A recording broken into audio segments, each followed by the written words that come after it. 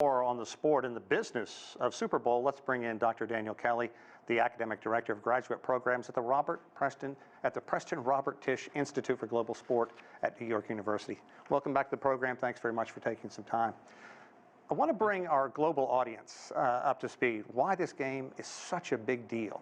Key players in the game, look at long-suffering Matthew Stafford versus Wonder Boy Joe Burrow, and of course all the commercials. Why do people tune in? We're talking about 100 million people who will tune in to this event. That's going to be the showcase event for the U.S. sporting in the global market as well. And so what we're seeing here is that there's a potential for economic impact between 300 to 500 million.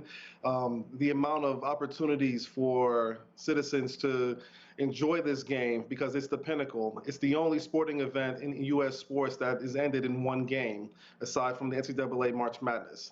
And it's just going to be all eyes in the sporting world will be on football this Sunday. Yeah, and a brand new stadium out in Los Angeles where the game is being played this year, host to the event. Now, given that COVID is still rearing its ugly head, what kind of financial impact, if any, do you think this game is going to have on Los Angeles? Los Angeles is going to benefit because as Super Bowl Sunday is going to be an indicator for LA 28. So LA 28 is projected to be about $20 billion of revenue generated for that event in about 6 years. And so the Super Bowl is going to be a precursor to LA 28. And on a daily basis for this week, we're talking about over 225,000 total rooms for hotels. We're talking about job creation this week for 2,200 to 4,700 new jobs in the hospitality and event production marketplaces. We're talking about a lot of money being invested now for this event, which is the pinnacle event for the National Football League. And Daniel, if you got $65,000, you too can get a seat on the 50-yard line. What about COVID precautions that are going on? We know fans are supposed to wear masks unless they're eating or drinking. But is that even realistic at a game like this? I'm very hopeful because in addition to the mask mandate, all of the attendees for the game should be COVID vaccinated or have a negative COVID test. And so the COVID protocols are in place, and I'm hopeful that this game will be in a safe environment.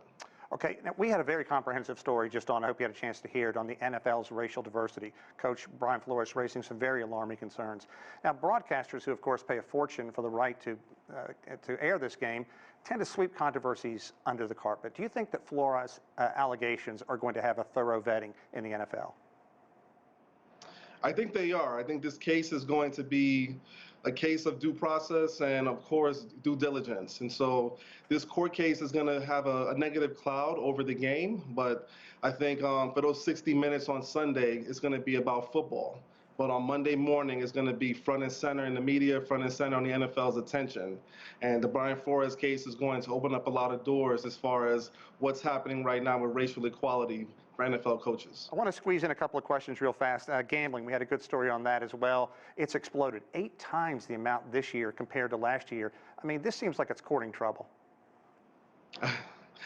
I'm hopeful that it won't, because I think with the regulations for sports betting, especially in New York State, which have just opened up this year, that the regulations will be able to keep sports betting within a reasonable means of safety for those who are gambling. But with anything that's gambling, you never can be too sure.